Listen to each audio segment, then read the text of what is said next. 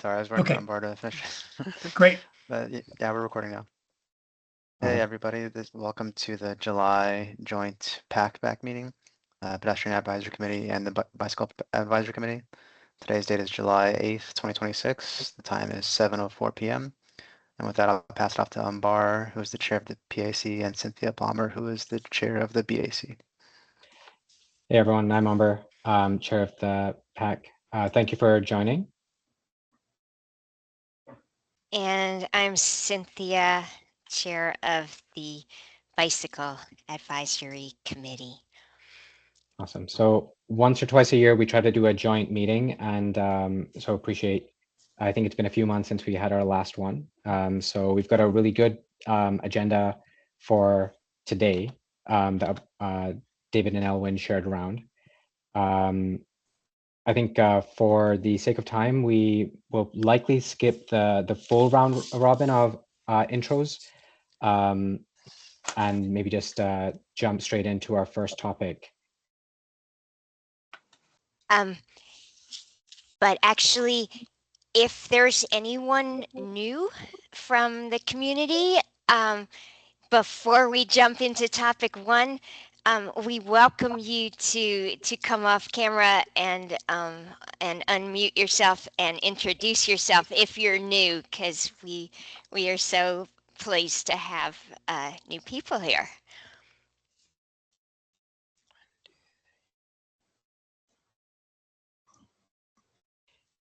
Would anyone like to introduce themselves if they're new?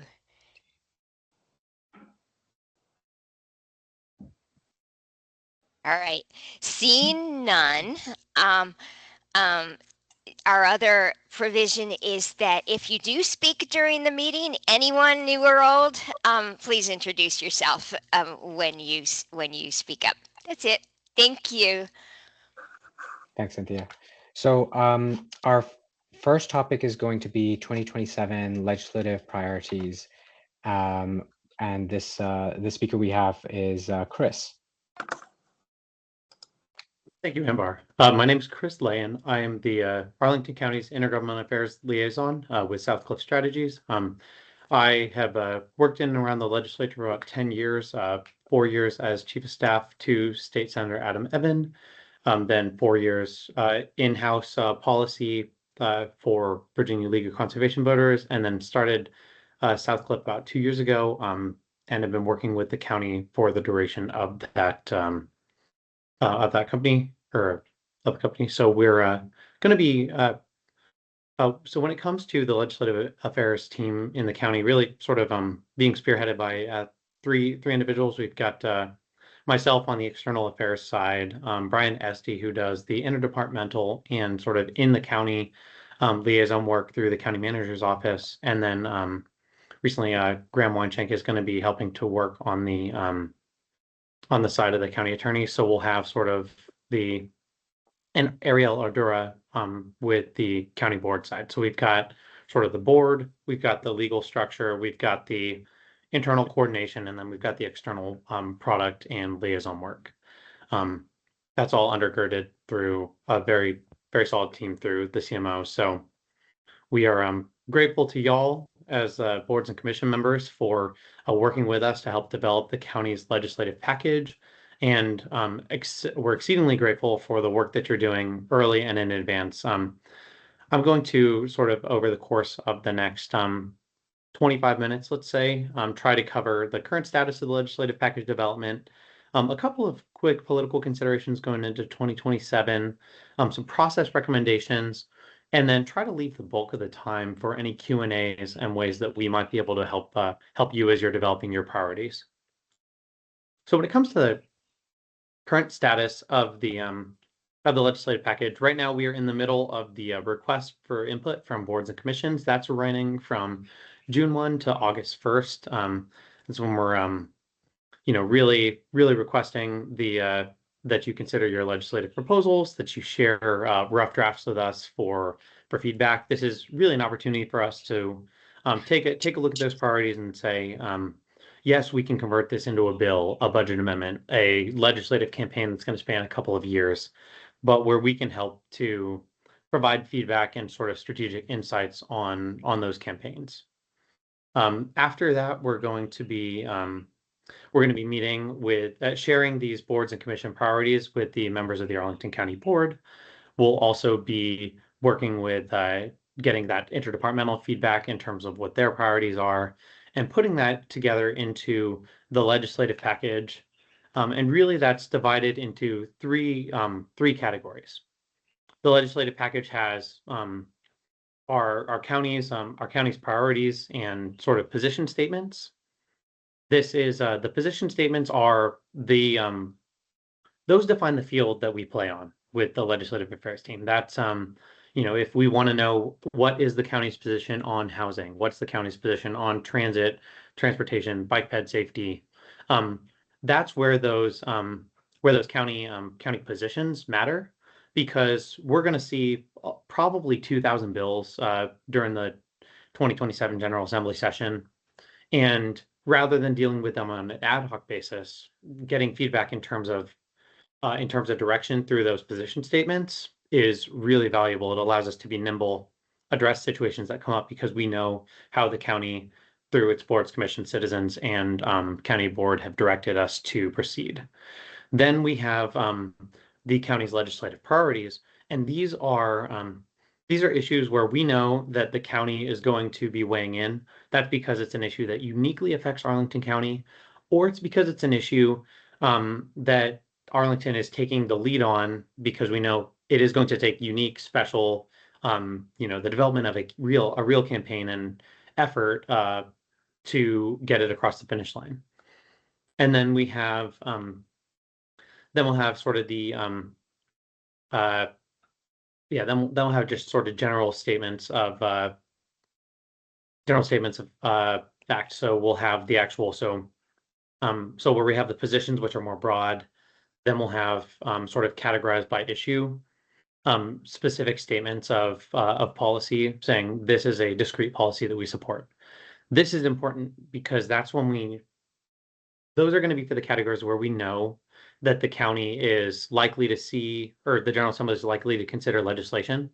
So they'll, we know a bill's coming up on us on various issues. We're going to try and make sure that we have an affirmative position on that to help guide our team's work through the very short 45-day session that's going to be coming up. So the work that's we will in October do sort of a soft we'll sort of internally be working to finalize that legislative package, and then in the ideally during the October board meeting is when the legislative package would be available for consideration. And the importance of this sort of timeline that's been shifted forward by about a month or two from some of the previous actions is that this is going to allow us to meet all the pre-filing deadlines for any legislation that we might be proactively considering. During the we'll be finalizing that package through November, and during mid-November, that's when the final package will be presented and formally adopted. Then sort of November 2026 through the end of the General Assembly session in 2027 is when we're going to be, we're going to have the team on the field, and we're going to be actively pursuing the work of advancing that legislative agenda. So where does that leave in terms of your contribution to that? I just wanted to say again, thank you for your flexibility. Thank you for allowing us to shift the legislative process and priorities earlier to the year.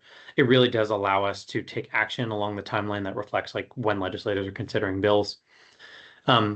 We also appreciate this time because it allows us to ensure that all interested parties are engaged, and that our delegation members who we're asking to carry these pieces of legislation have time to digest and develop that policy in order to be effective. One other reason that this shift is really important is that we are expecting bill limits. The Senate Rules Committee, when they met for the special session, adopted a hard limit of 15 bills. That's inclusive of what they're calling early bird bills that are due, with drafts due in August, and agency or commission bills. So these are things like the Commission on Electric Utility Regulation or or maybe the Virginia Housing Commission might put forward something, and that would be a part of a member's agenda.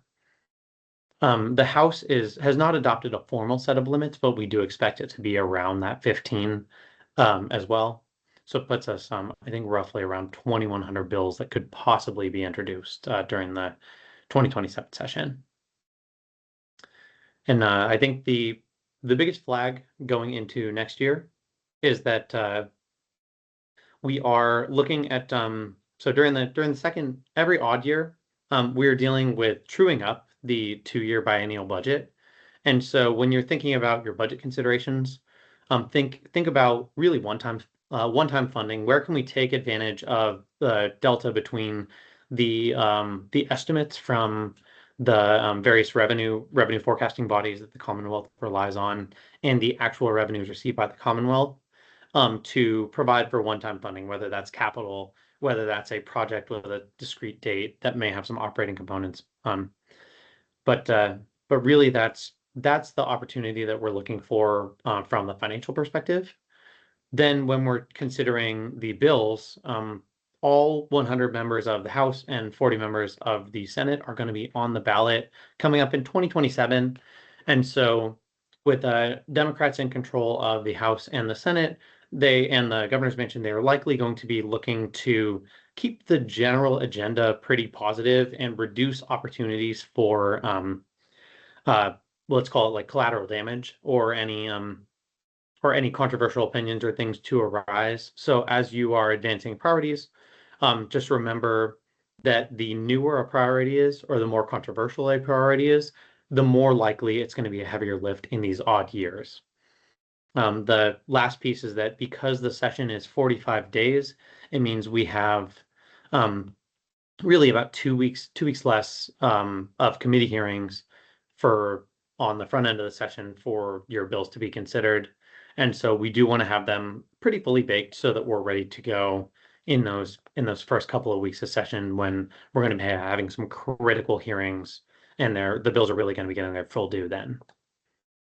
So that is my sort of general guidelines in terms of the political state as well as the timeline of when the county is going to be developing its package. Before we get into sort of recommendations around how to consider the package, those package recommendations, I wanted to give folks a moment if they had any questions on the first two categories.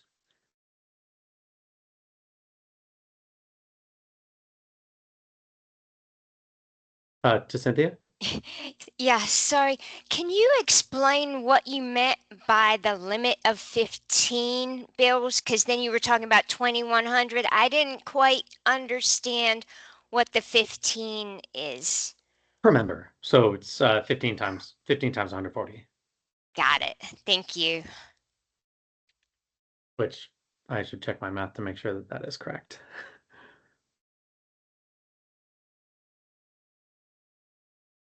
Okay. Did anyone have any other questions? Sort of either what we're expecting general environment going into 27 or in terms of just the overall timeline and process? Are you going to circle back to how the PAC and BAC can help in each of the aspects that you talked about in terms of like the priorities and the position statements and so on? Yes. So I think the first thing is I want to confirm that y'all have received the form to be able to share your priorities with the county. I know that Brian had circulated that to our various boards and commission chairs so that we had a standardized way to do the intake in these initial 2 months. And I just wanted to confirm you had everything you needed to provide that feedback. I hadn't, but maybe I missed it. Cynthia, have you seen it? Not that I know of. Okay. Well, then I will. I'll follow up with folks in terms of making sure that you have the links to provide that feedback. Sounds good. And a question is, I don't know how this has been done in prior years. Other folks might be able to help, but does the PAC and BAC generally do this together, or do we do it separately? And it sounds like, Chris, from what you're saying, is each group kind of goes through that intake, and it's at a group level, right? Not at an individual level. Yes, it should be coming from the Border Commission, not from an individual member would be our preference. Sounds good. And then I guess maybe a question for everyone else is, do we generally do this as a PAC and BAC? Is there any preferences this time around? I would love to do it together once again. In recent years, we have done it jointly. Okay. If there's any concerns, we can chat through that, but otherwise happy to continue that. I have a question to ask Chris as sort of a framing question. I believe last year there was a pretty clear indication that the number one request from the county was that metro funding was the overall most important thing to aim for. Is that still the case, or is there another thing that has risen to the top of the heap like that? So we're going to be navigating, I think the results of HR1 and the impact on Division of Social Services, a little bit on education funding. WMATA funding is still there's still some outstanding work that needs to happen on the source on the capital side for WMATA. So we'll be the operating funding was funded through general fund revenue, which means that it's going to hold us over for the current budget cycle, but it's not going to, but it doesn't provide sort of a long-term funding solution. So we're still really, that is still a major consideration for the county. I think while it is vital that we get that right, it is also a regional priority. So we have partners in Fairfax, Alexandria, Loudoun, Prince William, anyone who's connected to any of the sort of the MDTC or PRTC like transit regions is pulling to make sure that we get that funding right. So we do when we develop the county priorities that where we're taking an individual stance, really pushing things forward. It's going to be usually something that's a little bit more unique, not something where we're adding our voice to a chorus. So sort of getting into that, I think, David, that's a really good segue into some of the recommendations. So as you're developing those backpack priorities, I would think about whether the position that you're taking or the priority that you have, is this a position statement? Or is this something that is an active campaign? Is this like, if it's helping to provide direction for us to act on a policy or a bill that comes before us, that's really helpful. Again, that guides how we do our work. But what we want to really focus on getting is anything where there might be consideration for an active campaigns, where there's a bill where we know either another one of our jurisdictions is running it, whether it's something that they want the county to really lean on uniquely. Those are be things with an active campaign. And I would encourage you for those is really think about winnowing it down to that like top 3 of those priorities, because we're going to be collating this agenda across all of our boards, commissions, departments. And so knowing, if we get a list of 10 things, we will try to pick the ones that best reflect your top priorities. But if you tell us these are the top 3 we want to work on, it's much easier for us to be able to emphasize the right ones. When it comes to the campaigns, something that we think about internally is sort of when this isn't going to be introduced and when is the right time, when is this issue ripe, really? And so one of the things that we ask for folks to consider is this an urgent priority? Is this ready, or is this something that's visionary? And urgent means, and this is a very rare I want to urge folks that this is a much more rarely used category. This is like, we have an existing structure, and a recent change at the federal level, at the state level, threatens to upend the work, the current model that we have. It's, this is something that must be addressed or things will stop working. It's not something that should happen, because it's, much better policy, but it's something, it's where a dedicated fix is needed right away. When you have a ready bill, those are issues where we say, we've talked to all of the various interested parties. We know that there's a path to funding. We know that this issue is well fleshed out, but it's going to need a legislative fix. It's going to need a budgetary allocation for it to move forward. That's what we consider our ready bills, and would love to have one or so at least that you guys, of the bills that you're moving forward, where you say, yes, this is ripe. This is something that we should be advancing in 2027. And then the sort of final one is the visionary categories. These are issues where we say, this is where we want to go in the future. This is something that it's a new concept, it's an important concept, or it is, or it's something that we know really needs to get worked out, and flagging those so that we can build on those throughout the years. And, really, I think about them in an arc. The first year you introduce a bill, legislators they get the idea into their heads. They start to become, they become aware of the problem that exists. It's really hard to pass a bill in that first year. The second year, really, they're coming in, and that's when your interested parties, whether that's budgetary considerations, whether that's it's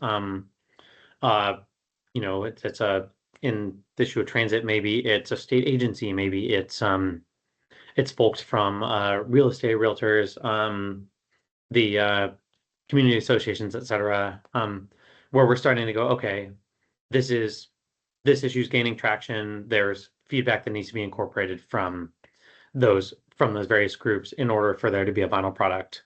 That's, about when a bill could pass if all of the stars align there.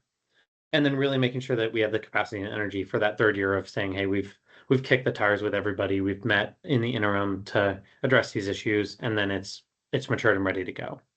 So that's kind of why having that consistent vision over time is really helpful to us, because then we know we have the infrastructure of the county that we can put investment in over time on advancing a particular strategy or issue.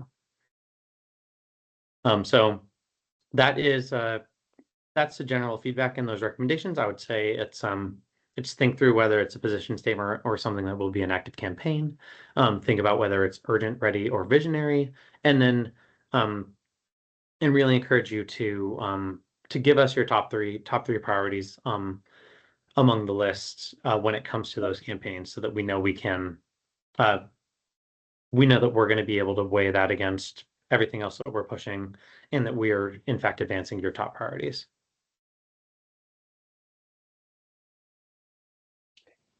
And can you remind us what the timeline was? I think, did you say August 1st was the first timeline for that, for this input? Yes, that's what I have, and I'll pull back, confirm timing with the team, as well as the proper way to provide that feedback form, and then make sure that we have that for you to distribute out to the backpack members for your consideration. Cynthia? Hey, thank you. So I had a couple of questions, but one is fits with sort of these procedural questions, sort of. Do you have our list from, or a list of the pedestrian and bicycle safety initiatives that we pushed for last year? And I'm wondering if you can give us a status update on those items, because then it would help us figure out where to go for this year. I mean, we may have some new stuff too. Yeah, I'd be happy to take a look at that and to share that out. That would be wonderful. And I had a very specific question about a legislative priority that I'm obsessed with, but maybe that's a later part of this meeting. I'm not sure. So Amber, I believe my time is just front loaded into this part. Would you want me to try to tackle that here? I mean, I happy to. I also know that given time, don't want to spend too much time. I mean, I know everyone's going to have a lot of ideas. So Cynthia, of course, happy to have any input that you have and anyone else as well. If there's no other questions, we have a few more minutes for this topic.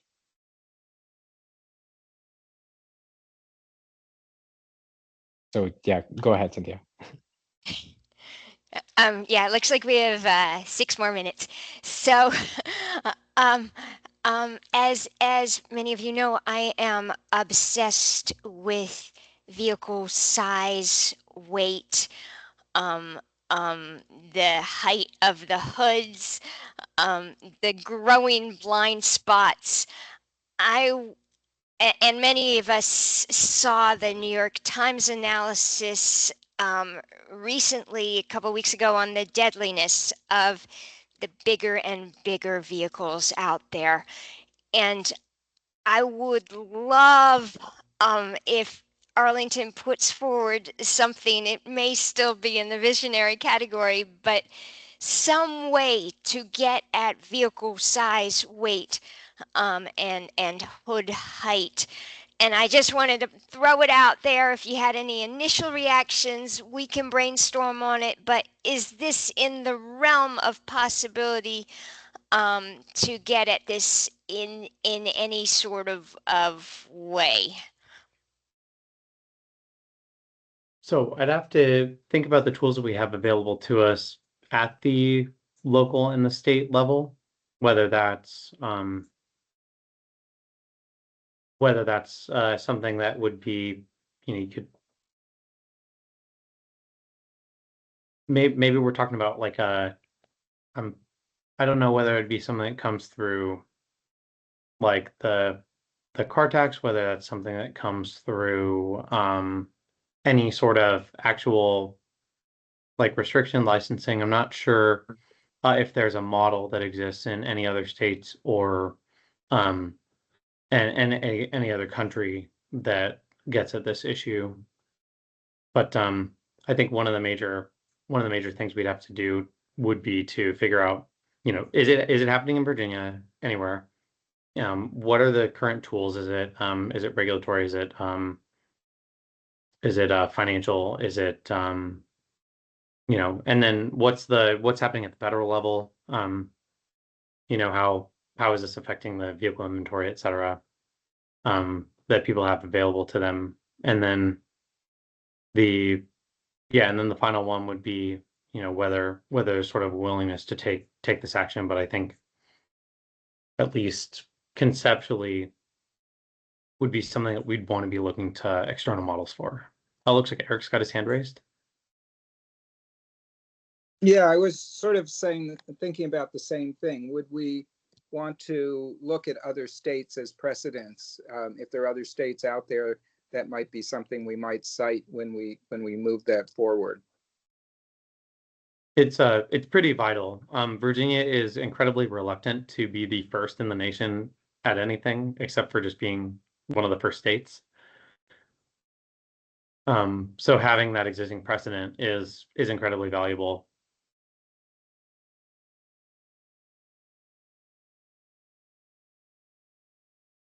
Andrew? Hey, one thing that I know a number of states have adopted but failed, I guess 3 years ago, last time it was tried in Virginia, was the Idaho stop. I don't know if that could be reintroduced.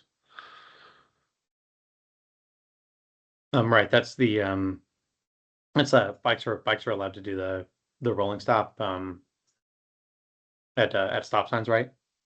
Correct. Okay.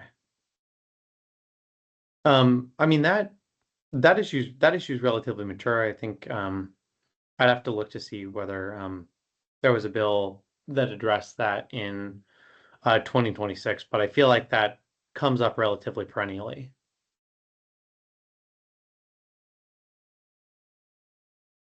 So that would be something that is it's much more ready. There's a pretty defined coalition around it. Though it is a decent, I think just doing that initial member education is really key. We've got a relatively new set of General Assembly members.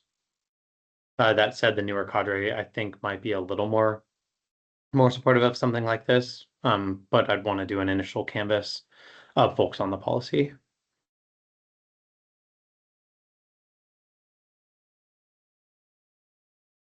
Awesome. Any more questions for Chris?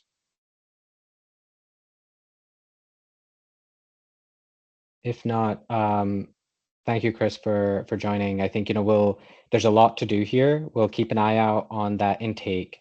I think I'm hopeful that that intake has the structure to help us think through what we need to think through. And then also with Cynthia's ask around, I think any feedback you can provide on previous intakes, whether it's specific to the items or specific to how that feedback was provided, so that way we can just be more effective in our communication back to you and your team, would be really valuable.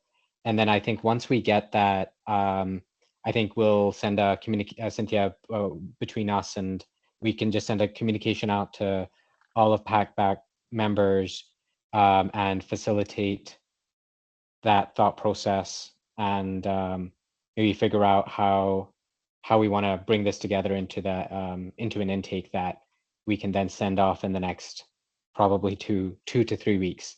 So probably need to sort this out, like have a lot of thinking happening next week in particular, just to have enough time for review and refinement, especially as we have to prioritize. And that's probably the hardest thing, is going to be that prioritization as compared to thinking through ideas. Okay. So Ambar, it's I have you and Cynthia as the two folks to make sure that that those feedback and intake forms get to. Yes, please. And then if there's anyone on the PAC or BAC who's like really interested in like taking a lead in this, in particular, either speak up now or send either of us an email. And but otherwise, we'll send out a communication once we have that intake. Okay, wonderful. I appreciate your time. Thank you all for your questions, your engagement, and you'll have my contact information. So feel free to, as any questions arise, continue to reach out to me through that clan@arlingtonva.us, and I'm happy to be helpful. Awesome. Thank you. Cheers, all. Thank you. All right. Let's jump into our second topic with Pam and Mike, who are going to be covering the Arlington Transportation Future MTP update. And we've got you down for about 10 minutes. Hi, and if David is here and can put up our slides, I'll get started. I'll get started without his putting up the slides. I don't know where he disappeared to. I'm Pam Van Hine. I'm the PAC representative, and Mike Hanna is the BAC representative, and we're part of the Arlington's Transportation Future Advisory Group, and we have reported to the BAC and the PAC regularly since this process started almost 2 years ago. There it is. Maybe full screen. You can go to the second slide too, once you're ready. So, oops. Very good. Next slide.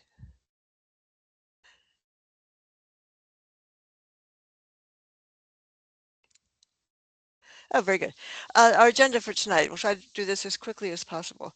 The big news is they're releasing the draft of the multimodal plan imminently, and I'm going to talk about briefly an outline of what's in the plan, what will probably not change, what we need to focus on when we're reviewing it, what's new, and next steps. Next slide.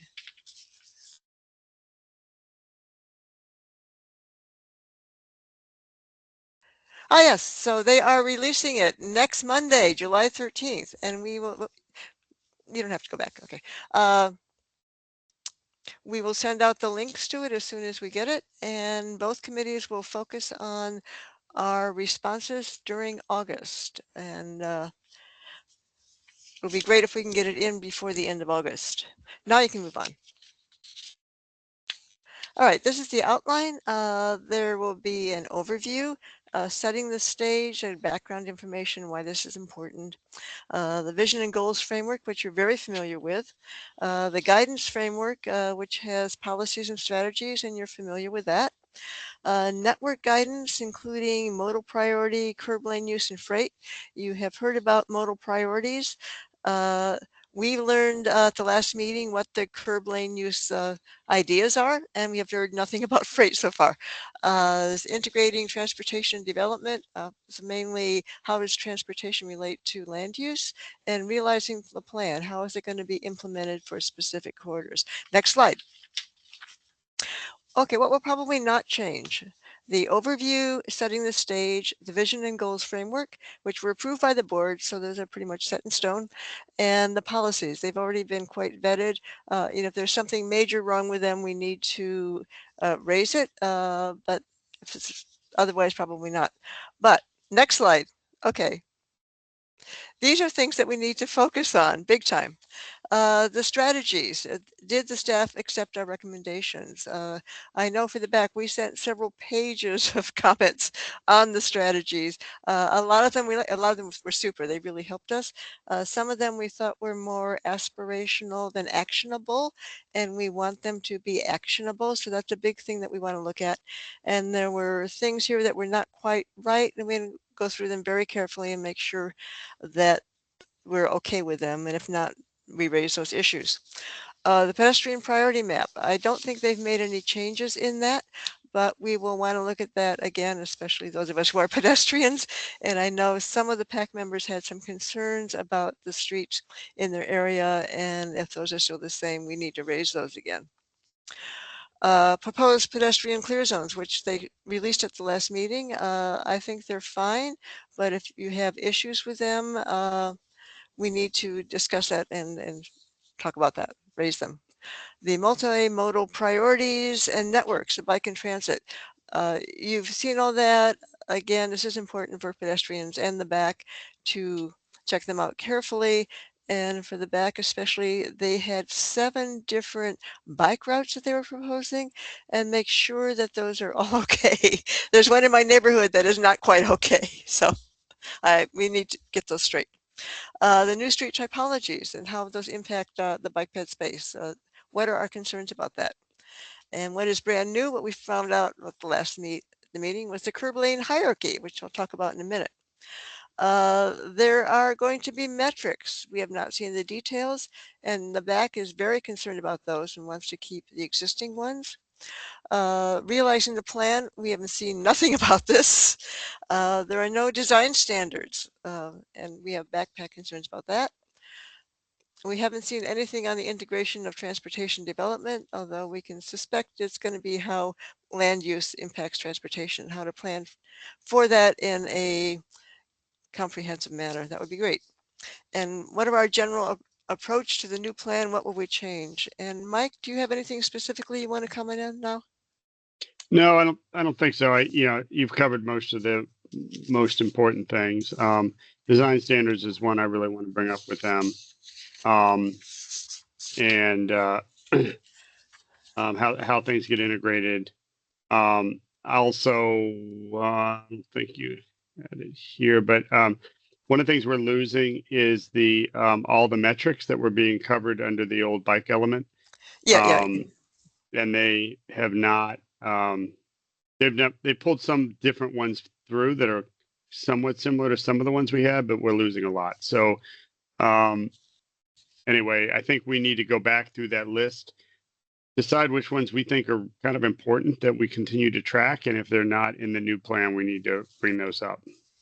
So probably means going back to the minutes from, I think, the last meeting or the meeting before, where they were providing the annual update, and look at those metrics and see which ones we want to keep. Right. Okay, on to the next slide then, please. You probably cannot read this very well. I'm sure you can't. I can't read it on my computer. This is what the pages are going to look like, that 22 pages at least, that are for the 22 policies with the strategies and strategy examples. And if there is a key program that's related to the policy, it is promoted here with links and other things. So this is it's A through U or wherever it goes, V maybe. And the first one is safety, which is something that we care about deeply. One thing that they added is a little bit of text underneath it that talks about what the policy does in a general way. That's very helpful. And then you have the strategies underneath that. And these are actually not too bad, but we need to look at them very carefully and make sure that they are actually actionable and they followed what we asked them to do, etc. So that's going to take a while, certainly, for us to go through that. Next slide, please. Okay, reminder again, the pedestrian priority map versus the roadway classification maps. And I just have blown up 22202 for both maps, which is where I live. You can see the draft roadway classification on the right. So many streets are grayed out. Those are all the local streets, and they've just highlighted the main streets in the area. But on the pedestrian priority map, it's more subtle, and it is more closely related to how they predict pedestrians are actually going to be traveling on these specific roads. And there, you can see there's a lot of different colors on the local streets. They do predict that pedestrians are going to use them differently. And I think for my area, they're fine. But I know some of the PAC members were concerned about what the maps were like in their areas. So that's something that I don't think the maps changed. So if you still have concern about that, we should raise those again. And this is the map that you should be looking at for walkability and clear zones and things. Next slide, which is, there again are the new sidewalk clear zones, minimum widths. And this is the same as what they showed last time. And I think it's okay, but if anyone has concerns about how this is going to work, we will need to discuss this and make recommendations.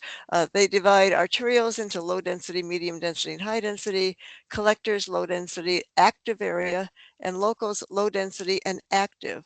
There are some local streets that are very active, and they should have wider sidewalks. This is great, wider clear zones that are not that busy. Still, it's a minimum of 5 feet. And ultimately, they hope that all streets will have sidewalks on at least one side that are at least 5 feet wide. And most of them we hope will have both sides. Anyway, if there's any concerns about this, we will need to discuss that, but I think that they are actually, I'm quite happy with them. Next slide, please. Okay, this is new. This is what we learned the last meeting. This is network guidance curb lane hierarchy. This is a real picture of what the current curb lane use can be like. You have you can't really see, there's a bus way over on the left that can't get to its bus stop. There is a small vehicle on the right that is blocking the bus stop, the package van, and then there's this FedEx truck that is blocking both the travel lane and the bike lane. Sorry, apologies. We don't want this to continue. So next slide. This is how staff envision that it's going to get sorted out.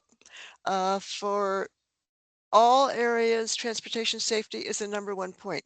Next is modal priority network, whether it is transit, bike, both, always with pedestrians on top, followed by people access. People always have to be able to get across from the street, over the curb, onto the sidewalk, into wherever they're going. Next is goods access. Good access also has to be able to get from a safe spot by the curb over to wherever they're supposed to dump off their people or packages. But then it varies depending upon whether it's an arterial and how busy it is, a collector, or locals. And one thing that we may notice and may be concerned about is how high parking is for most of these. For low density, parking is always number 5. Medium density, and interesting, look at arterials. Low density, it's number 5. Medium density, 6. High density, 7, lowest priority. That's probably a reasonable approach on how to do this. So this is all new information and we should study that and see how we feel about it. Next slide. Okay, so this is what will happen if they fix this. So you have your travel lane, it's on the right side, bike lane, a specific area for PUDO, metered parking, commercial vehicle loading, and a bus stop. So everything has a place to go, hopefully, and hopefully that'll work out. So that's interesting. We'll see how it works. Next slide, please. So this is how it all goes together. You have, going from left to right, you have building, shy zone, the curb to, over to the curb, or curb to building. Over the whole thing, you have the modal priority network, and street typology determines your sidewalk width and other things. The curb hierarchy determines how you assign the space at the curb lane, and the street functional classification does your travel lanes, etc. One of my concerns as the pedestrian is that, yes, the clear zone of the sidewalk is sacred, and in a lot of places there's going to be very constrained row. We can't do all this the way it looks like in the pretty picture, and some of the things that are shown on this diagram, like trees and street lights, may have to be kicked into the street lane, or the curb lane rather, and you see that around the county. Sometimes that works, but I think it's very clear and that the county supports that the clear zone is a sacred space. We can't do anything else with it except let pedestrians walk there. We strongly support that. Next slide. Realizing the plan. Okay, we do not have a lot of information on this yet. They will be starting with the major priority corridors in the county, whether it is Route 1, Ballston, etc., Columbia Pike, and what needs to be done, what are the connections that need to be done. We need to plan for CIPs. How are we going to advance it? How are we going to measure it? Both what are we actually doing and what is the impact of what we are doing? But we haven't actually seen what the metrics are yet, so hopefully they will be in the plan and we can see whether we need more, whether we need different, or they're just fine. We don't know yet. Next slide. Aha, that was it for the content. So next steps. Again, next Monday it's being released. We will send it out to you, start looking at it. There are going to be a whole bunch of public engagements coming up. There's pop-ups, canvassing, and chat with the planner. And I suggest that if you have real concerns about the project and want to talk to staff about it, go to one of the chats with the planner. And I think one of them is going to be in my neighborhood, and I may go there if anybody wants to go with me. Be a nice opportunity. There will be a public feedback form. It's going to be posted. I assume that'll be posted next week, and that's how we will be promoting this. People can send their comments in. And again, the August BAC and PAC meetings are going to be focused on the draft plan. We need to get this out. And a drop dead guideline for our comments is September 17th, but if we can get them by the end of August, that would be better. And this fall, they're going to be going to commissions. That would be transportation and planning. I don't know if there's any other commissions. Request to advertise and a board vote, hopefully before the end of the year. That is it. Next step is, do you have any questions? And I will say that we are lucky. I don't know if Chris Ladd is still online, and Aaron is here. Chris Ladd is the chair of the advisory group. and Aaron has been an extremely active member of the representing neighborhood complete streets. So you have a lot of expertise here. And I see Cynthia's number 2. Who's number 1? That would be Dana. Oh, hi, Dana. Yeah, a couple quick questions. Will, while they're describing their, the sidewalk widths and clear zones and things like that, are they going to discuss how they're going to actually do maintenance, particularly in the sidewalks that are privately maintained, where the county has, chopped the responsibility to the property owners? That is actually going to be, it comes up a couple places in the strategies. It is something that I have certainly pushed for in this process, and it's going to take a while for it to be implemented. It's going to be starting with new projects, but it will, how it's going to be done needs to be worked out, but there are plans to fixing this. And that's a good thing. I guess the issue is that, that right now there doesn't seem to be a process to actually get them to perform. Right. And they need to not only go for, address it on new projects, but address it on projects that, where the responsibility has been delegated for years. And with none of the expectation of actually doing it. And the other one would be, a lot of places in South Arlington, there's parking where typically buses and trucks hang out. Mm-hmm. And they need to define those, they need to specifically say that, they're going to articulate parking for buses or trucks, that parking bays need to be deeper. Because right now they just hang into the bike lanes.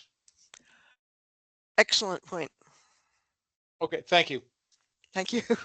Cynthia. Hey, thank you for this excellent presentation. I'm so curious. I have 3 very quick comments or questions. Firstly, are we thinking to provide feedback jointly No. for the, okay, individually? Yeah, I think we're both going to have so much stuff. I mean, we can coordinate some things and share things, but no, they're going to be separate. They've been separate all along. Yeah. When you mean individually, each committee will do their own individual. Yeah. Not individual people. Though individual Yeah, people yeah. should also Right. submit theirs. But Correct. yeah. Correct. Okay. Thank you, Mike. Excellent. And question number 2, you spoke about the dimension guidance for the sidewalks. I mean, how wide they will be, that's important. I'm curious, is there any talk to have dimension guidance for the roads? Because some of them are obscenely wide and unnecessarily, and the lanes as well. Will this include anything of that sort?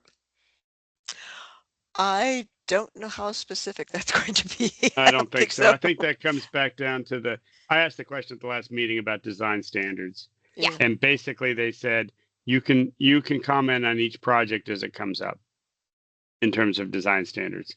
And they also, we keep bringing up the fact that you have to deal with intersections. You can't just talk about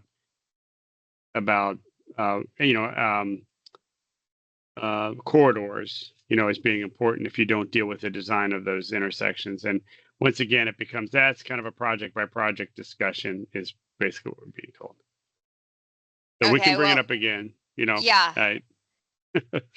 Yeah, thank you, Mike. That was my 3rd point. I think that design standards and intersection standards in particular, signaling, I think that's more important than anything. And in many ways, this whole thing is a joke without dealing with the really hard part, which is just that. Thank you. That last part was not a question. No, it was going to be a question, but Mike covered it, so thank you. Umbar, please. Yeah, so more of a comment than not a question at all. I think, thanks, Pam. Thanks, Mike, for representing us, for the past couple of years in this. It's been, clearly a lot of work, and your updates have been, and your work has been great. And it's great to see the amount of input that has been incorporated into the plans that we've seen so far. And so I agree with everything, Pam, that you were saying in terms of, providing the, constructive criticism, and everything that we were just talking about over the last few minutes. Agree with all of that. I do want to call out that I think we also want to take the opportunity, both as groups, but also individually, I would suggest, to support the parts of the plan that we like, in order to not focus so much on just the bits that we don't, that someone else outside of our groups is able to dilute the parts that we do like. So let's go out of our way, if you go to any of these sort of in-person events or anything like that, to say like, hey, we like these parts. Because I would hate for all that good work to be suddenly, a couple months later, after all of this closes out, to be gone, without, our vocal support behind it. Excellent point, Umber. Thank you so much. Are there any other questions? I can't see anything. And if Chris, if you're still online, and Aaron, if you have any comments to add, please add them now. You did great. Nothing Oh, to add. thank you so much. And my Ryan's computer's working tonight, so that was horrible the other night. Okay, thank you so much. And we will be sending you the link out and stuff on Monday. And it's a little over 100 pages, and hopefully it'll be very attractive, if nothing else. Yeah, absolutely. Yeah. And we've put in a lot of work, staff have put in a lot of work, and there's been a huge amount of engagement on this. And do think about going to some of the engagements that are out there too. Anyway, thank you so much for giving me this opportunity. I will come back to you at least one more time. Thank you so much. Awesome. Thanks, Pam. Thanks, Yeah. Mike. Let's, if there's no more questions, I don't see any hands up. Let's move on to our next topic. David, you're going to be covering a discussion about specific elements around the report a problem system. Yes. So I think as you jump into this, would love to get your, if you could, because this is such a hot topic, maybe if you can just explain what specifically you are looking to explain, and then what sort of input you're looking to get. That was a great intro, because I was going to do something like that. So we're supposed to introduce ourselves when we first speak. I'm David Patton. I'm a planner, transportation planner with the county, and I'm a liaison to the PAC. I'm familiar with a lot of the people on the BAC as well. And we're going to be talking about report a problem. People know it as report a problem. I'm going to take a little peek behind the curtain. So a colleague of ours, Nicole Jackson, is on the call. I don't think folks on the committees know Nicole yet. She's a business systems analyst. So she's part of the back office side of report a problem. And here's a little secret. Report a problem among the people who manage it is called Q Alert, because that's the name of the package that underlies the front end that the citizens see. I'm going to give you two little slides, and I'm going to hand it over to Nicole to give you an idea about what her team is doing as an update, as a renewal of the system on the back end. But I want to give two little peeks at the front end. It's going to require me to take control of the screen again for just a minute. This. There we are. Oh, you get to see my desktop. I didn't cover my homework very well. So people who use the report a problem system should be used to seeing this screen, right? Does it look familiar? Everybody sees this? Mm-hmm. Yeah. Mm-hmm. Okay. Bunch of categories up top, request service. Look all the way down at the bottom. Data dashboard for service requests. I'm going to go to my next little visual aid. This is what that leads to. So I said in an email to some of the folks in the committees a week or so ago that this system handles tens of thousands of requests. So here's the running total since January of last year till today, 74,000 requests. And then look here, here's this 2% line. This is all the transportation investigations, all the safety requests are 2% of the total. By far the biggest category of these requests for service are about missed trash collection or battery collection, e-waste. So, or cart services. You've lost your cart to take your trash, to take your e-waste to the curb. Then potholes, then transportation, trees, traffic signs, et cetera, et cetera, et cetera. So I wanted to get this picture into people's eyes so you see what a small slice of this system constitutes what is of very great interest to the people on these committees. So there's not a great match here between the concerns of the people on the committees and this system for handling them, for giving them high priorities.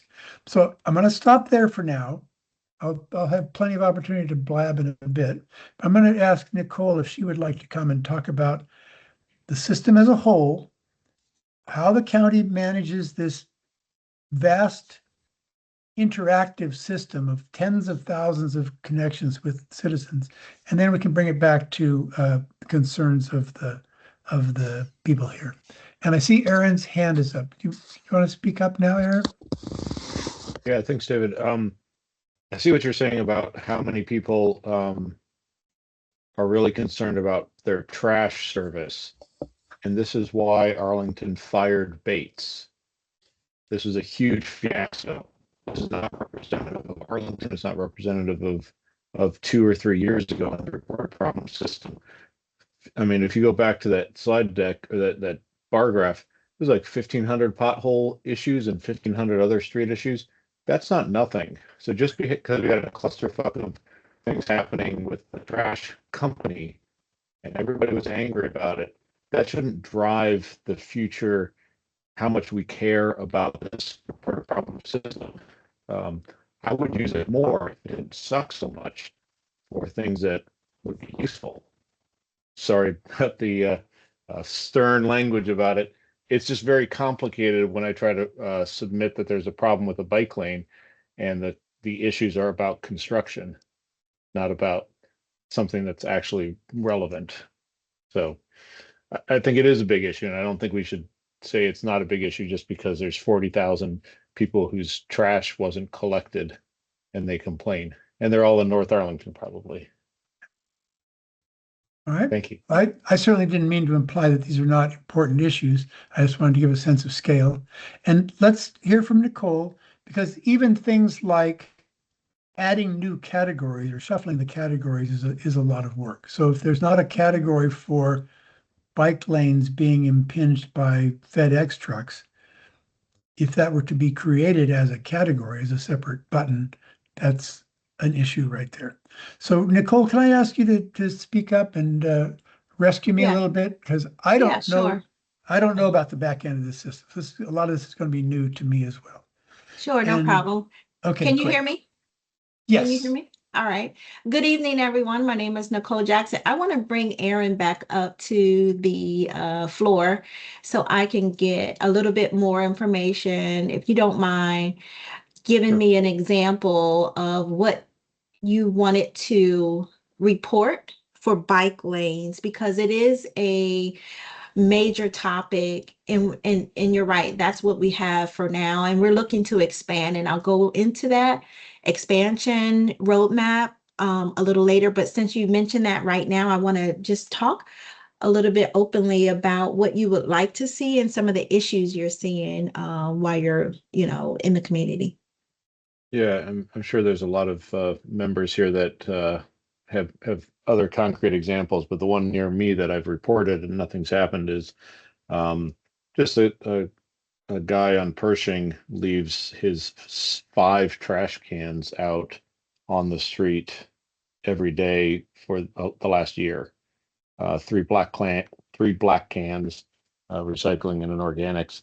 And sometimes they're in the bike lane and sometimes they're not, but the street hasn't been swept, including they missed the leaf collection. So it's just all matted down.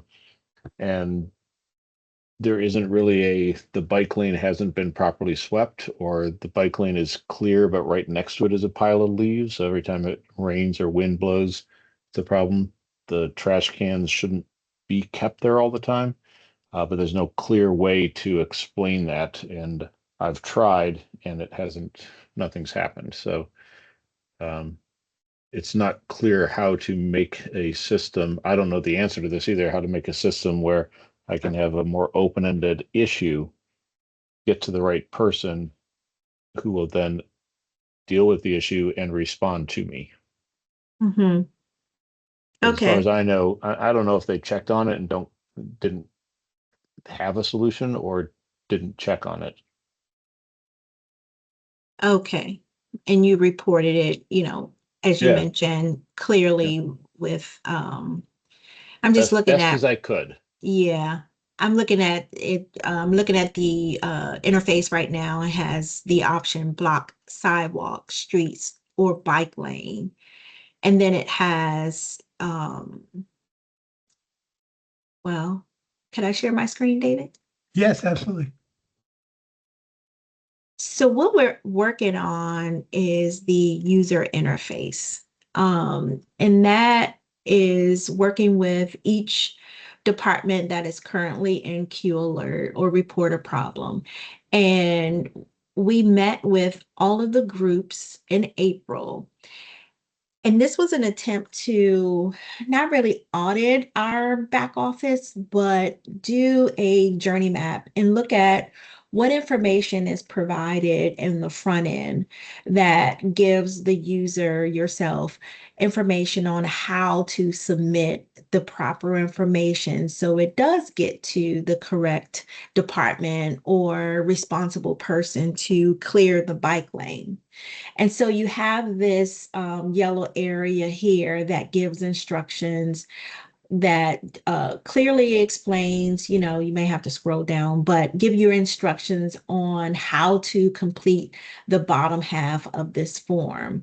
So it goes into what is being blocked, you select your bike lane, and then there are optional questions that I guess gives more information so they don't have to go out immediately to investigate, but as more as information is given to us, we could then send out the proper team and rectify it right away.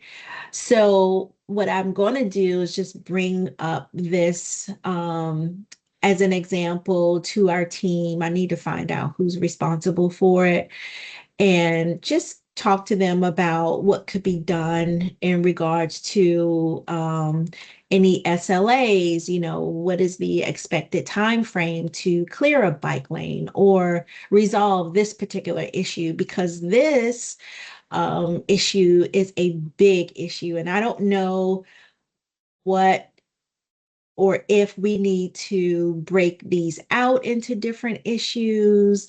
We're just not sure right now. And that's a part of our analysis that is happening right now. How do we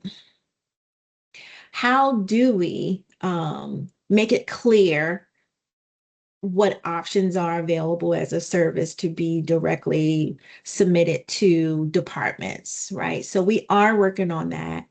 And I hear your frustration because for some reason, this particular issue comes up a lot because you have the construction, as you mentioned, construction issues, who's responsible for cleaning it up.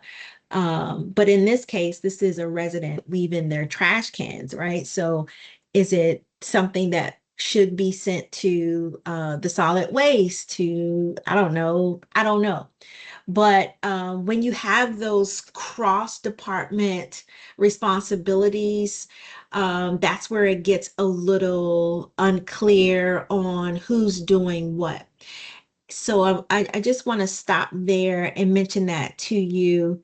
And this is an example of, how much information that we need to collect so we can, again, get the the request to the right person or the right department.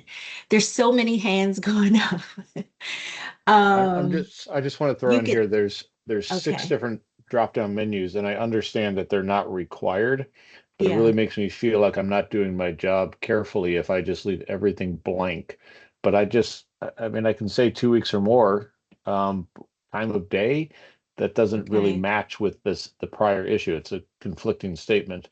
yeah, Type of work being done, it assumes this is a construction related thing. So it's a yeah, challenge to know exactly what you want on that when yeah, it doesn't fit. So if those are necessary to filter everything down, but when 90% of the reported problem issues are missed trash collection, I don't know that you need 40 options for a blocked bike lane in order to understand what the issue is. yeah, I don't know, right? yeah. And I also think that,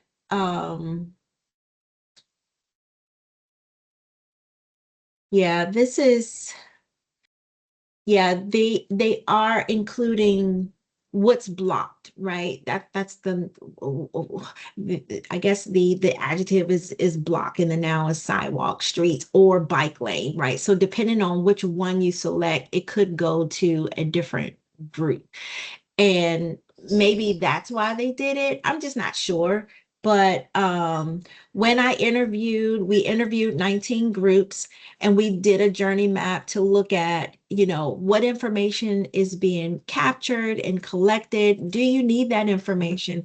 Is the information that you're actually capturing adequate enough to do your job? So we are looking at ways, we're discovering all of our groups. That was in from April to June. And now we are analyzing every single one to really look at how to improve on the front end.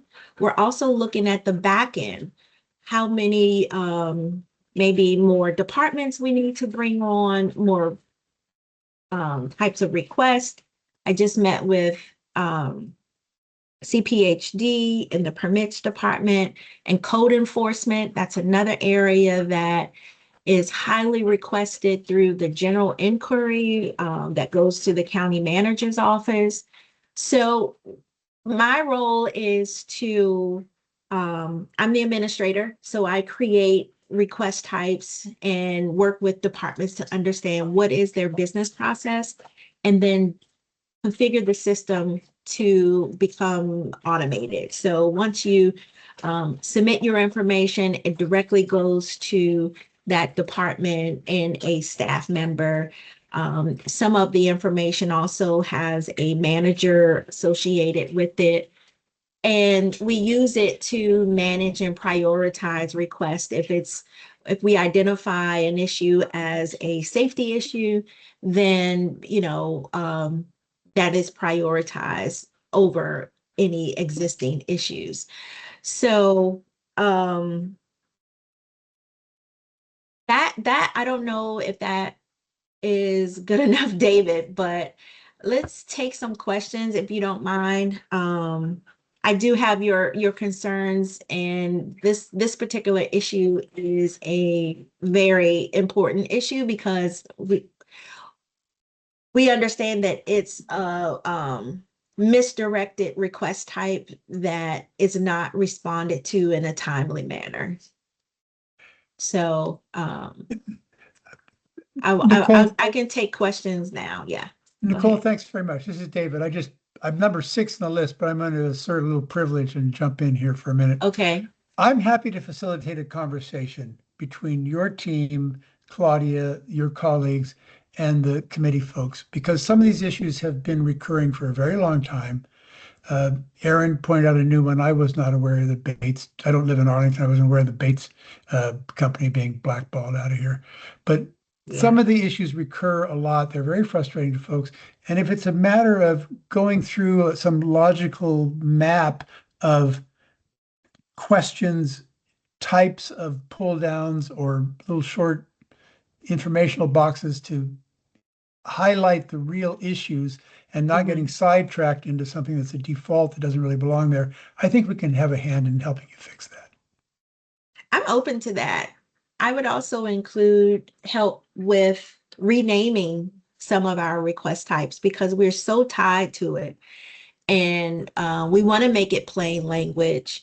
And we're developing like a focus group of staff who are like, in the communications field that can help us Right. rename and simplify and make it a little more plain to identify it immediately, submit your request. It's really not intended to be difficult, and we don't want the community to try to guess and figure out what to do. So that is what we're, a part of our roadmap to do an overhaul on the front end of the website to just rename some of the requests. That's great. I think there's some easy wins there. So I'm gonna stand down and let somebody else. I think Andrew Martin's next in line. Yeah. Hi, thanks. Yeah. Hello. David, earlier you showed kind of a heat map of things. And so kind of keeping that in mind, I think something that would help the users or the citizen side of things is, if it's possible, if Q Alert supports it, or if you ever happen to switch vendors, basically just having the ability to kind of see that heat map and say like, hey, oh, someone has already reported my same issue. I don't need to open a duplicate ticket. Because kind of like right now, you submit a ticket and it goes into a black box. And if you don't include your contact information, you never know kind of if it's resolved, if it's closed without action, things like that. But if you were able to have kind of a front end where, maybe it's only within the last month, or some kind of like way to filter things so that you can say like, okay, someone's already submitted my issue, upvote, I think this is still important, or, add more context. Hey, the initial submitter didn't include photos. I've got photos. Kind of things like that could definitely, right. It could reduce duplication on the back end. It could help with prioritization. If tons of people all, upvote the same issue, I think things like that could really help the system. That's great feedback. Thank you, Andrew. I think the heat map was a part of the last system, if any of you remember, it was called public stuff.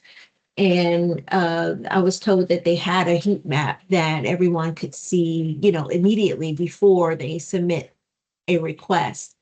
And so I'll take on that action item to see what we could do to provide that as a landing page first. So maybe, before you submit, you can check if your area has already have an open ticket issue on hold or something like that before you submit. So that's great feedback. Thank you. I think Mike's next. Yeah, I think my concerns have been more on the back end. You report I've done this several times, report a blocked bike lane, no feedback at all from the system, and then eventually you get that it's closed, but the bike lane's still blocked. So no indication of why it was closed, why the bike lane's not fixed. Did anybody even read the issue, or what did the software just close it? So some more feedback. Yes, it was closed. Here's why it was closed. Here how it was resolved would be helpful, so we understand that we're not just kind of screaming into the void here. Okay, thanks, Mike. We are working with the county manager's office and the constituent's office to develop common communication language for every status. So better communication when you open the ticket, when it's in progress, and especially when it's closed. So that is a part of our roadmap, and where we identify some communication gaps. That was feedback from when we received the customer survey publicly in 2025. We got a lot of negative comments that of the same that you just expressed. So it is a part of our next 3-month plan to work with the communications team and develop common language that, goes into a little more detail um, for each what we call reusable comments. So those are canned comments that could provide more information, and that user will go ahead and reuse that or add to it and customize a closure comment back to the submitter. So we have acknowledged that that's an issue, but we do have a lot of comments that, are provided back with explanation. So we are doing a good job. We are, I would say about 10%. As we go through the data, we are closing with information that is conducive with proper explanations. Next question. Dana or Chris? Looks like number 1 is Chris. Yeah, I just want to say I'm really glad to hear that this work is moving forward. This reported problem is such an important piece between the government and the community. It definitely needs improvements on both the front end and the back end. I really love the request types that are kind of grouped together, right? There's like a bike and scooter issues section, and then like issues relating to bikes and scooters under that.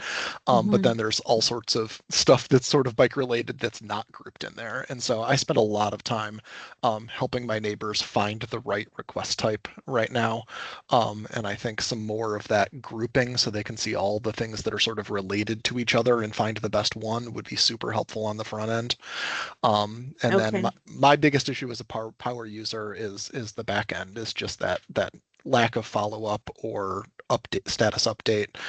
So I'm really glad to hear you're, kind of working with the departments internally on better communication and maybe some standards and guidelines, and maybe they need better tools to be able to find that request that came in 9 months ago and all of a sudden has a new comment because it never got closed, to be able to kind of close that one down or whatever. Because I've got one sitting in a status of on hold that's 2 years old, and my hey, any update comments have not elicited any updates.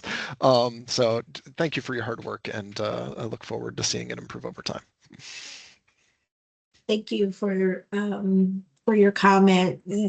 Another area that we're focusing on to address the tools, we have a what we call Power BI. So it's something very similar to what David demonstrated, but it's very specific to each department.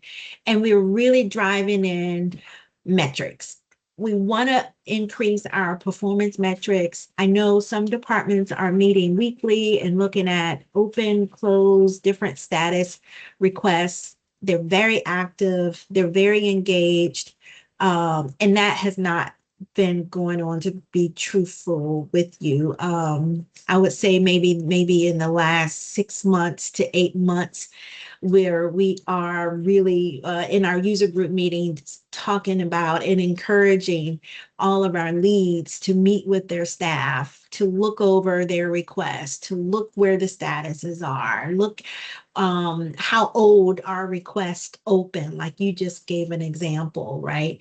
So that's the tool that we use. And again, we are encouraging managers to create performance metrics and look at their SLAs and making sure that they're really just paying attention, honestly, to the data that's coming in with each transaction. So thank you for that. And I'll make sure that I'm bringing up the issues that you all are reporting.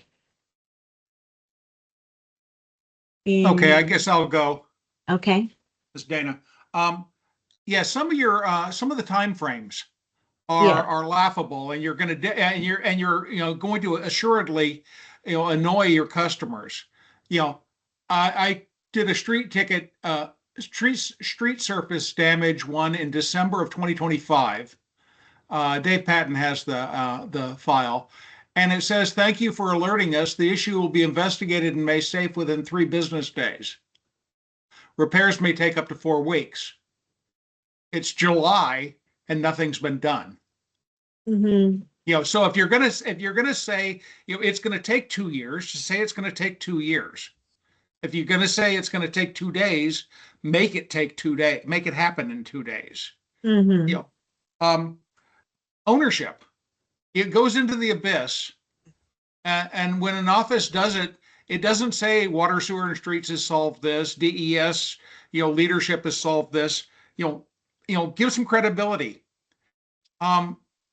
For me to keep my separate set of books on this is really hard, because the response says created 8 months ago.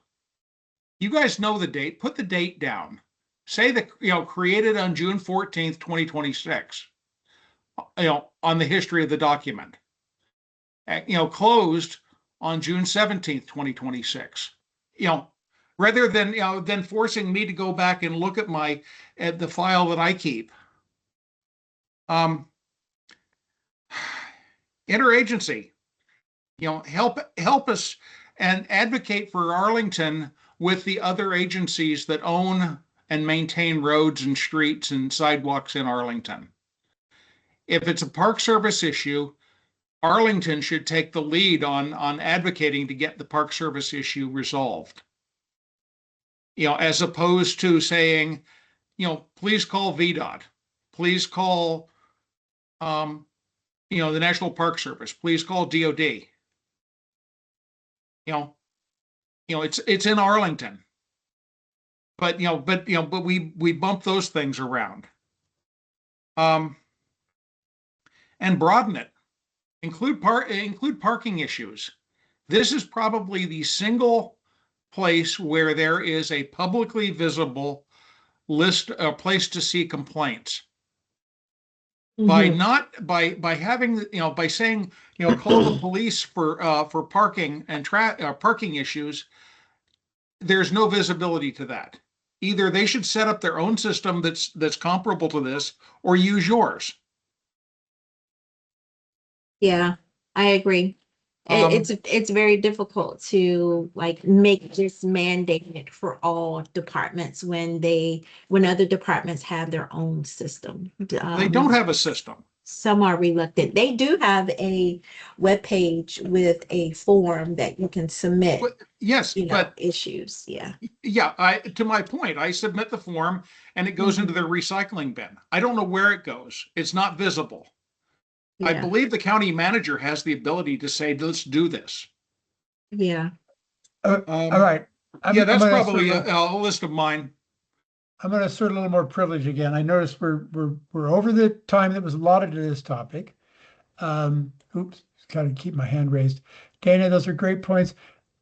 Please bear in mind that Nicole is the analyst for this system, an administrator of this system, and she doesn't have the power to control the police to do anything or the dump trucks to do anything.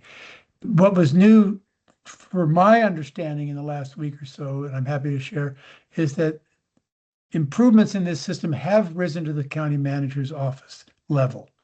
And that's great. I think we can all applaud that there's going to be a overarching importance assigned to this. So maybe we can see a greater level of cooperation between big departments.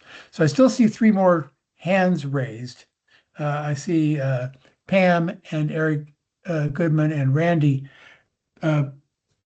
We're 15 minutes over the allotted time for this topic. I'm going to shut up and not say anything more, but please. I will only take a couple seconds. Okay, go ahead, Pam. Suggestions, Nicole, thank you so much.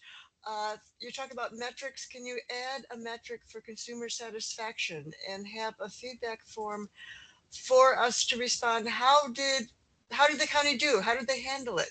I think you used to have something like that, but you don't have it anymore. But I think that would be really helpful. And then we just stew. Thank you. Okay, thank you. Yeah, we in 2025, meaning the reporter problem system, sent out a survey to all emails that are created, in the system, and we got a lot of feedback. Now, I know the county managers department has a separate survey that asks about the satisfaction, and I'll bring that up to see if, it could be, I don't know when or how often they publish that survey, but we just did one in 2025. My recommendation to tie it to each request. So, well, we can still remember what we requested. And I think that would be really useful data for you. Okay. Thank you. Thank you. That's a great idea. I get requests, so you just bought a pair of socks. How do you like your pair of socks? Yeah. I get those, 10 times a week. I get, please review my toothbrush. So, okay, Eric Goodman, one more question, then I think the meeting should move on. Yeah, mine may have already been covered. I had my hand up and I got kicked off and got back on. The few times that I've actually used the system, I got a response back shortly after saying your issue has been resolved. One was for a street light that wasn't resolved, and another one was for a sign that actually the bolts had come out and it had fallen. And so I was just wondering, has that been improved? I assume that was just really saying it's been moved on to your issue has been taken and gone somewhere. But the message I got was it had been resolved. I'm not able to respond to what happened. I don't know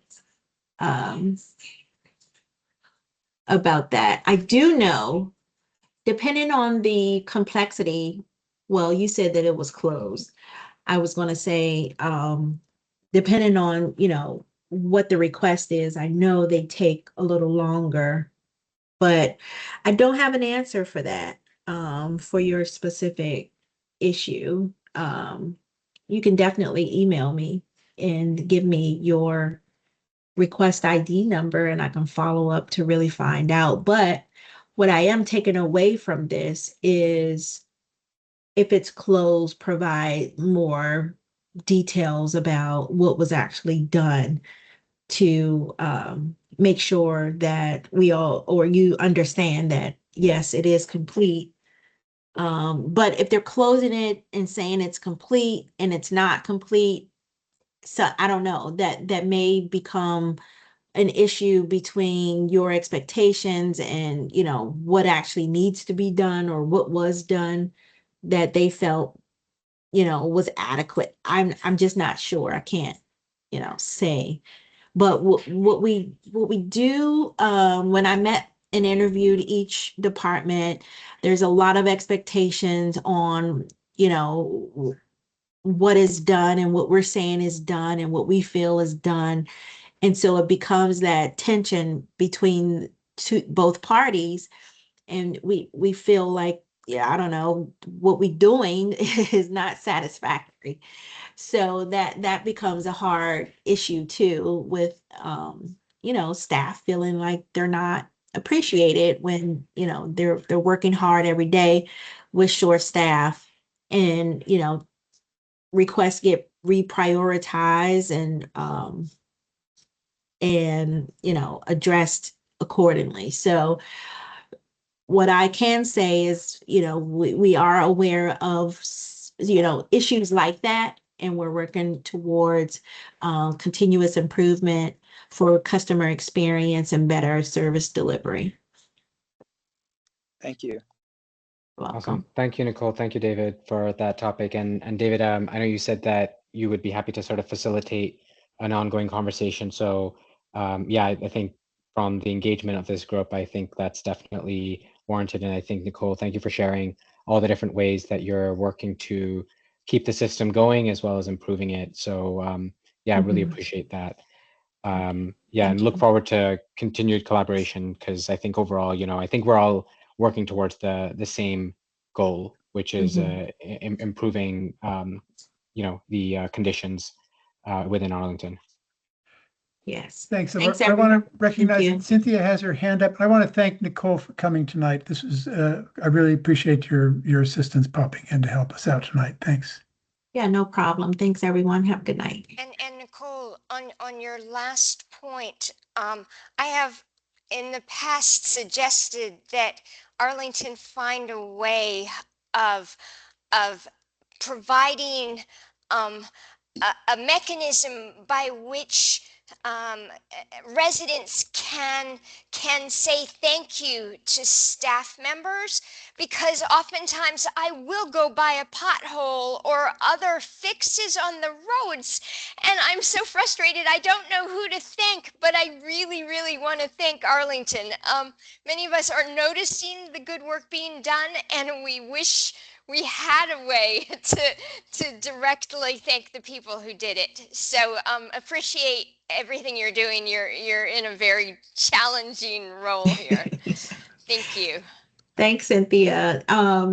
A thank you request type was thought about, but I don't think it was widely accepted because it was not a service. We're not delivering, so but I'll bring that up again to the county managers group to see what I thought that there was a way that we can say thank you, like the contact us form. I think there was something similar to that, but I'll look into it. Cynthia, thank you so much. Have a good night, Awesome. everyone. Good night. Thank you. Let's move on to our next topic. I think I'm gonna, Eric, Chris, I'm gonna shorten this to 10 minutes because we are running a bit late. So the next topic is going to be the special land use study for 1401 Langston Boulevard, which is the location next to Gateway Park where the old Marriott Hotel used to be. Would you mind sharing the latest news on the committee that you've been a part of? Do you want to start, Eric, or do you want me to start?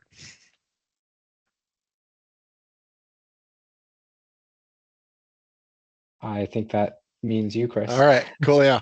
Awesome. So for those who aren't familiar, the Keybridge Marriott site has come in for potential redevelopment. It is not quite like a standard redevelopment proposal because they would like to change the underlying land use category of the land. So before they submit an actual like concrete proposal to be reviewed, we're going through this earlier process that is all about could we imagine changing the land use category of the land, and that sort of thing. So it's all very high level conversations right now about like what building heights might be appropriate and should it be in the Roslyn sector plan, and what the frontages should maybe look like. But it's all also complicated by the fact that there is a conceptual development out there that the developer has in fact shown to people. And so it's this like, well, we want to think about it without considering their development, but also everybody knows that that development proposal is coming. And so do I have the opportunity to share my screen real quick? Yes. Yes. All right, coolio. Is that showing? Yes. Great. So that is the sort of like rough concept plan from the top-down view that the developer has kind of shown around a little bit and occasionally alludes to. So it has a lot of things going for it from a bike and pedestrian standpoint. It basically shows an improved Custis Trail that has a separated sidewalk for pedestrians and a separated like sort of trail area for bikes, and that sort of thing. It's got a bunch of buildings kind of arrayed out like a hand, sort of trying to take great advantage of the views.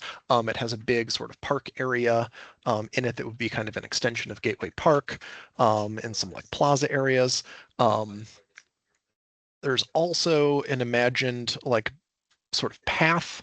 They're calling it a promenade that runs on sort of the northern edge of that whole thing, right there by the tree line, where at least in winter and fall, when the leaves fall off the trees, you would have the ability to sort of see views of the river. When there are leaves on the trees, you would just see trees.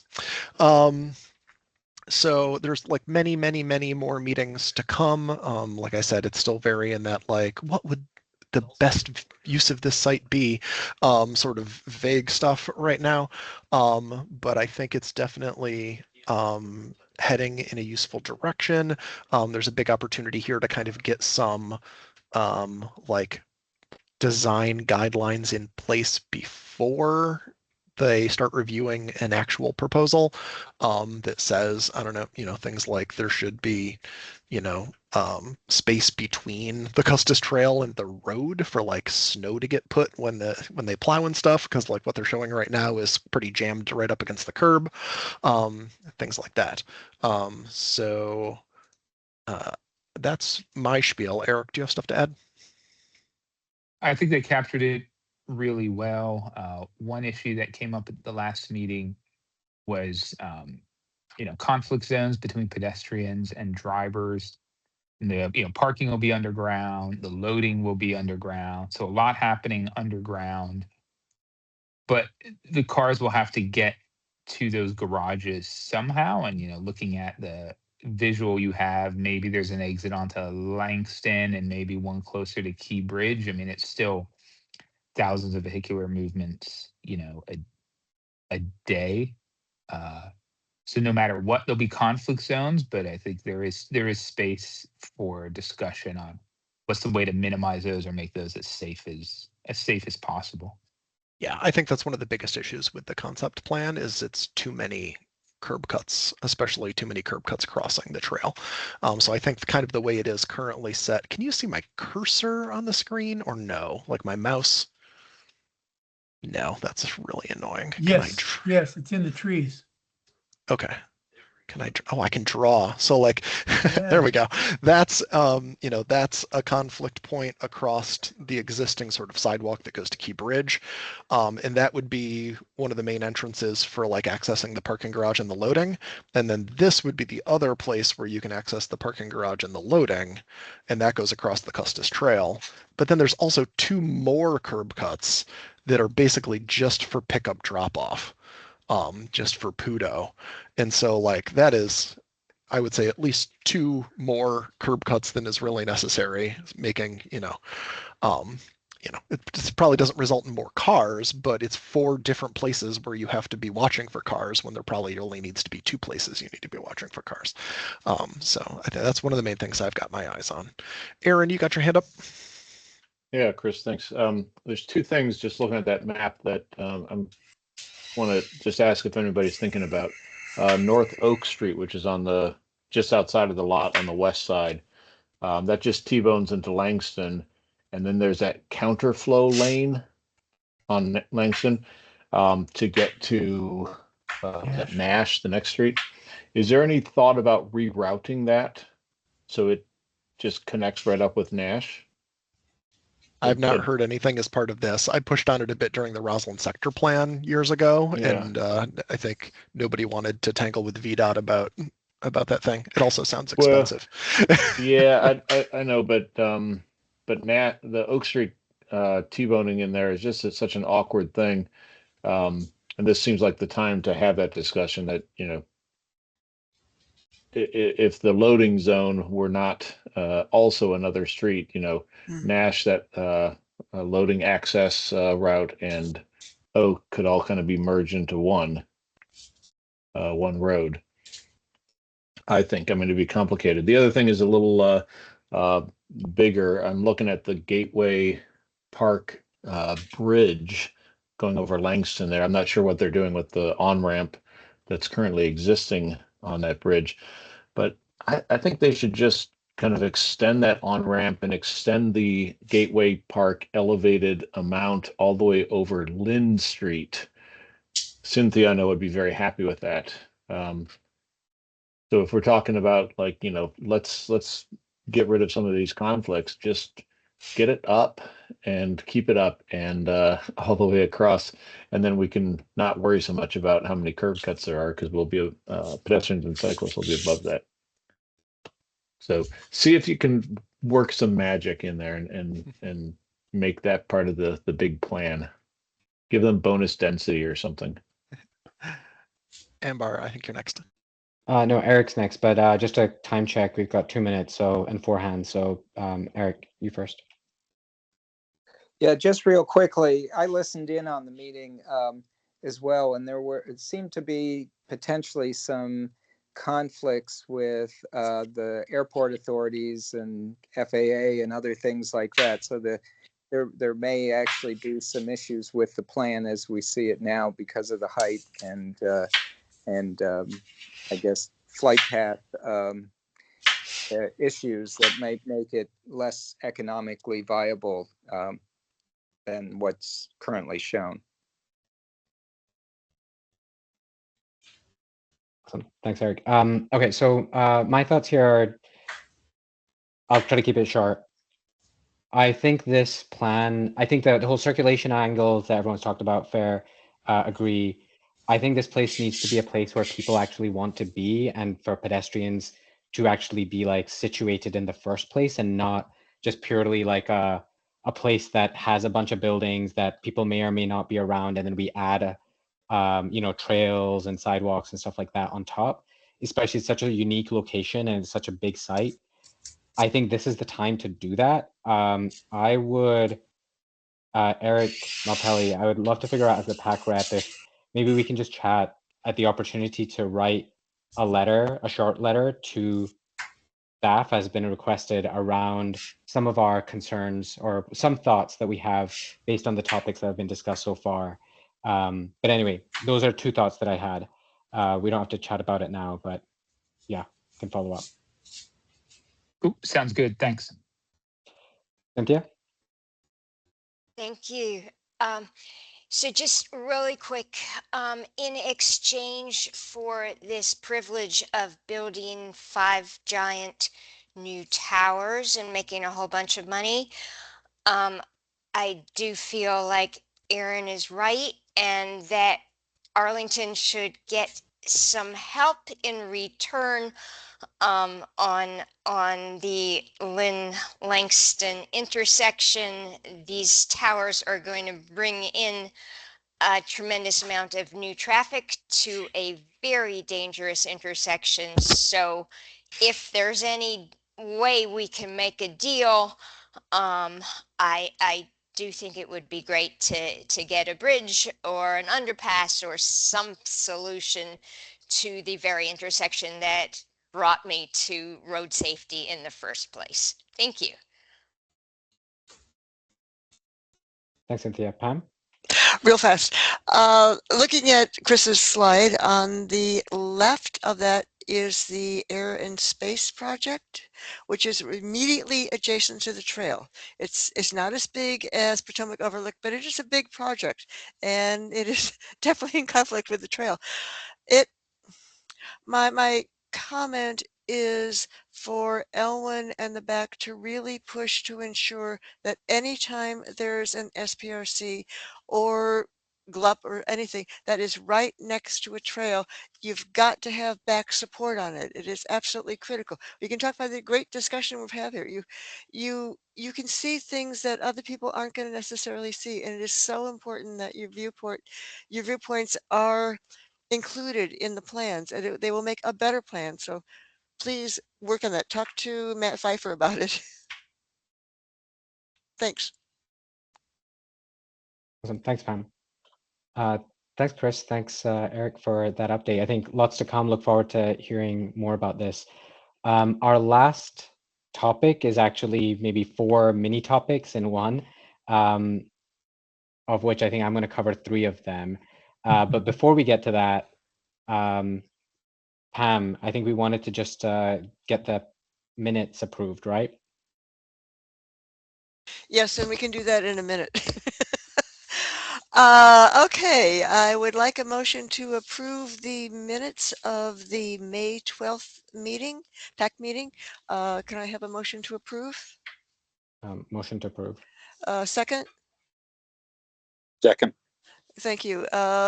Any discussion about them? Anyone not in favor of approving them? Everyone in favor of approving them, say aye. Aye. Okay, Aye. one down. Aye. Thank you. I would like a motion to approve the Wednesday, June 10th walking meeting notes.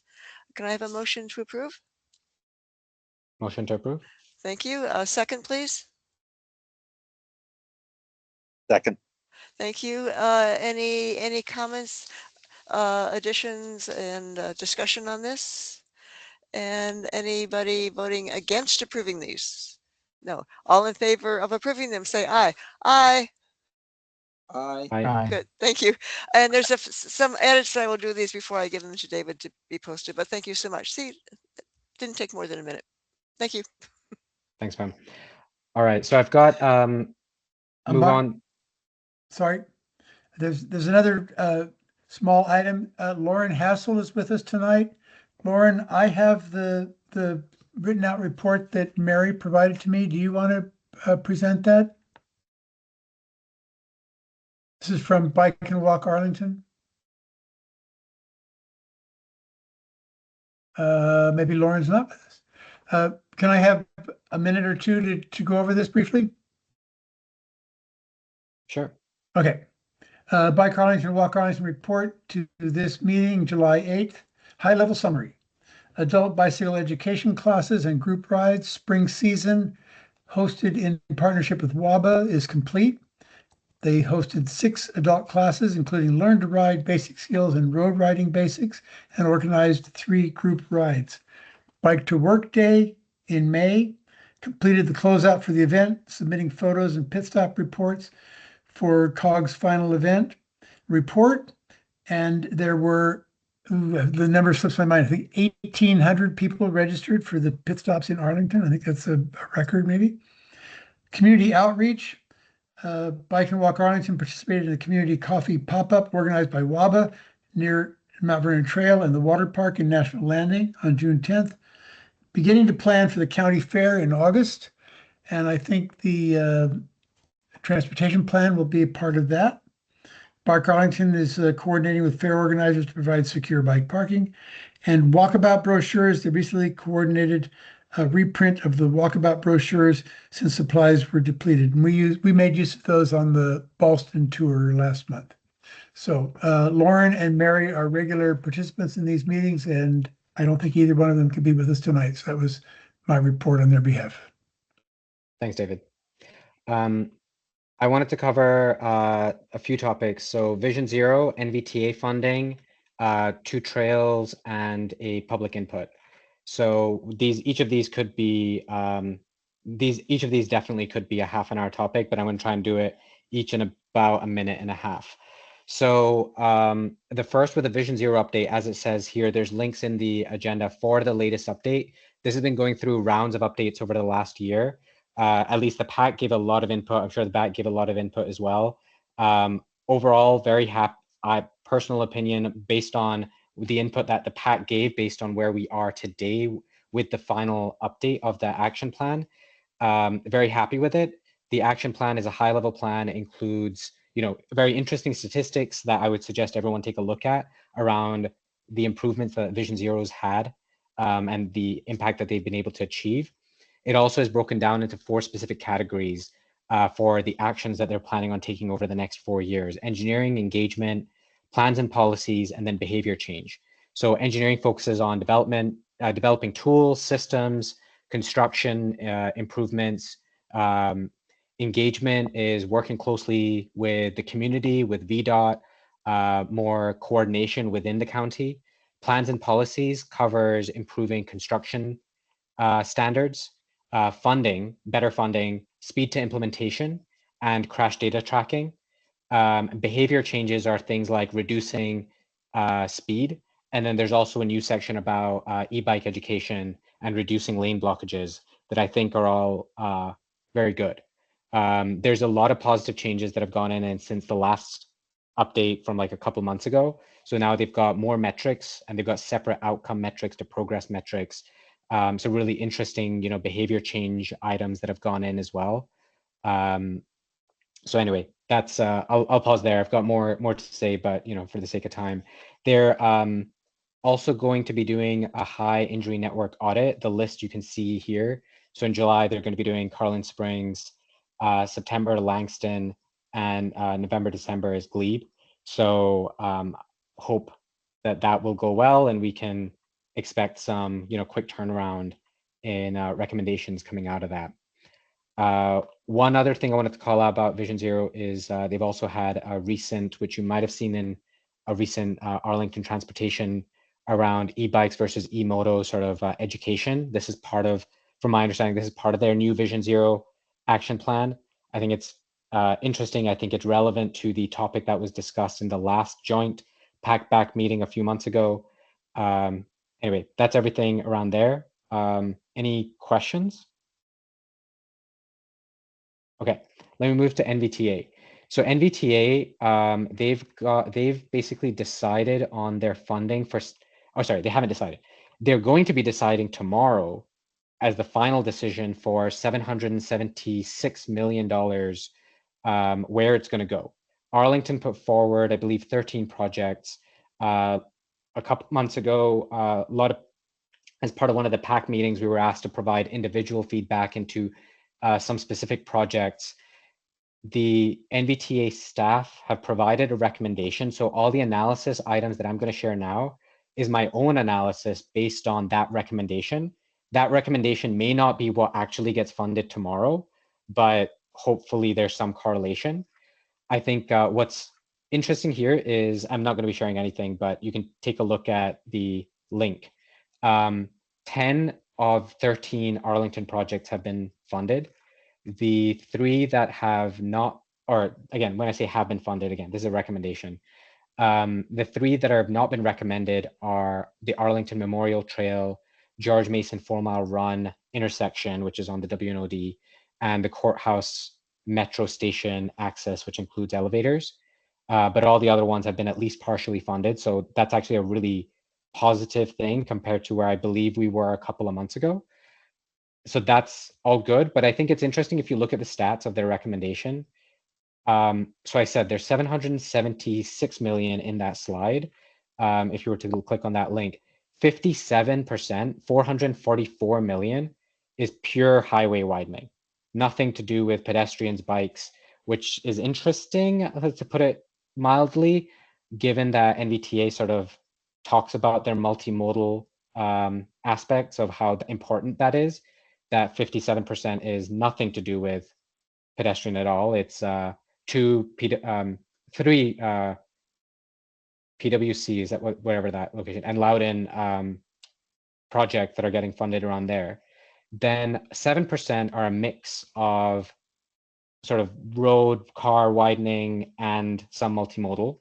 And so you're really left with active transportation makes up, again, this is my analysis, 18% is active transportation, of which Arlington has a bunch, such as Custis Trail widening is one of the projects that was funded, and 18% is transit.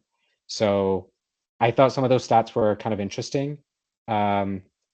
So it's some positives, some negatives. I think there's definitely ways that we can, hope that NVTA funds more pedestrian and bike projects in the future, and as a pure dollar value rather than number of projects, because a lot of these projects are like one project that's a road widening is $200 million versus Custis widening is $2.4 million. So, 100 times more to highways for just that one project, as an example. Again, this is me kind of maybe going way too far into the analysis and my own sort of thoughts here, but one thing that was interesting is that there was a project in Fairfax County that they requested 460 million. They were funded 116 million. This is for a BRT in Richmond Highway. Don't know much about that project, but if they took the highway widening, you could fund that whole BRT and get that thing built out. So anyway, that's my other topic. I think there'll be a lot we can talk about coming out of the final funding that's supposed to be finalized tomorrow. All right, third topic, the Arlington Boulevard and George Mason Trail project. The PAC at least have been developing a letter. I think I heard the BAC was planning on developing a letter. I want to thank everyone who helped create this letter for the PAC. Pam, Dawn in particular, you both walked the trails. Pam walked it twice.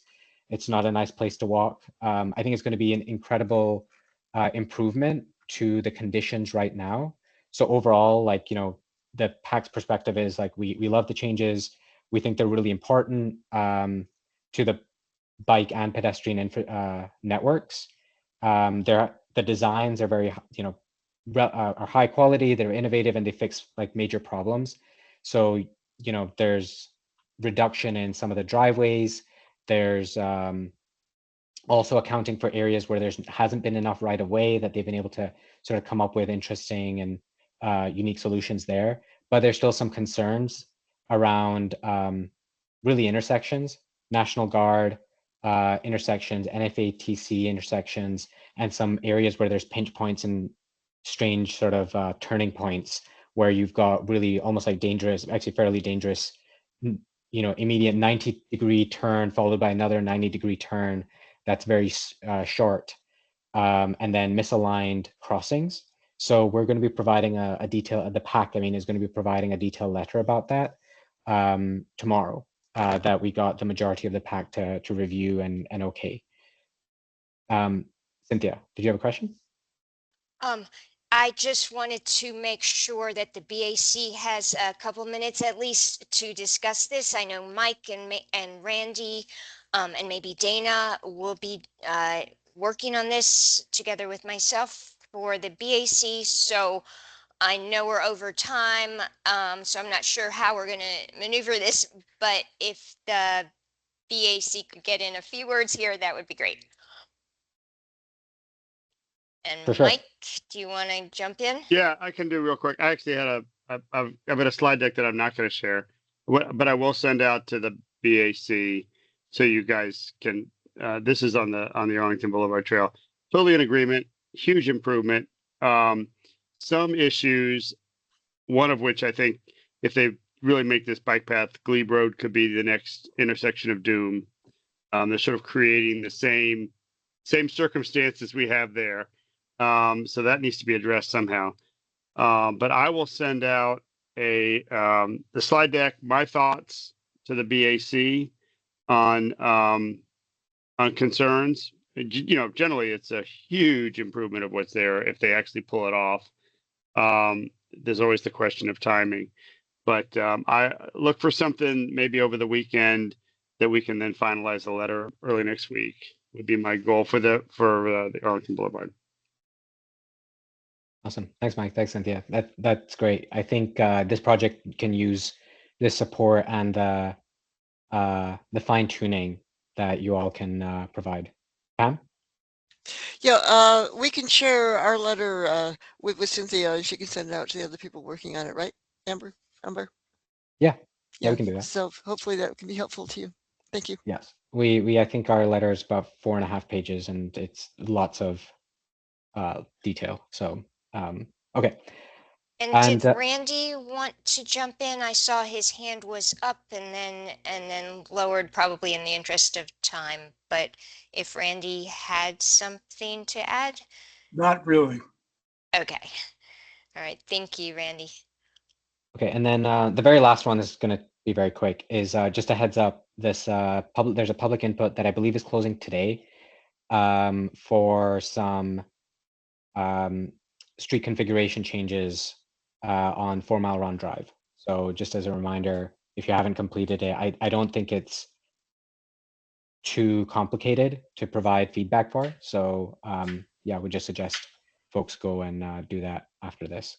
Yeah, it is due today. And there's an upcoming open house for some important intersections in Roslyn, Fort Myer and Lynn, and I think it might be Wilson. And as many of us who can go, that would be a good thing. Those are really important intersections to make sure we get right for bike peds. Thanks, Pam. That's a good call out. Okay, so I know we went over a few minutes, but I think we had some really good discussions earlier. So appreciate it. Were there any other updates from anyone else? Okay, hearing none. Appreciate everyone's time. Thank you for going along. It's 9:08, and I think we can end this meeting. Cynthia, do you agree? Sounds good. Thank you. Have a good night, everybody. Good night. Thank you. Great meeting. Thank you all. Elba's going to close the recording out. Thanks, David. Thanks, everybody. Thank you all.